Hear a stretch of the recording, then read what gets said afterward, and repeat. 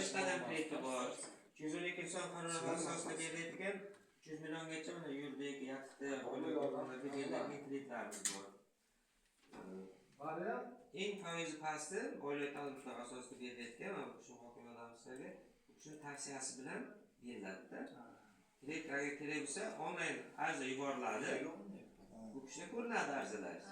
Bu kishi urganlar, hokimiyat urganlar agar so'raydigan bo'lsa kredit shu tadbirkor qilishga noiz bo'lsa tavsiya beradi. Tavsiya bergandan keyin bank bilan shartnoma imzolanib, kreditlarni ajratib beradi. Shuni hozir qarangda, naqd beradimi yo bir joyga chorvaga o'tsa, chorvaga o'tkazib, yoki o'tkazib beradi. Nima bo'lsa, ta'minotchi topasidan chorvani olasiz.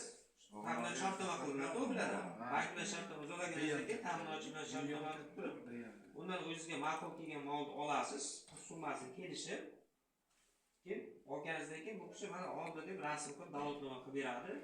Davlatnoma qilgandan keyin bank pulni unga ko'chirib beradi. Naqd bermaydi. Yo'q, naqd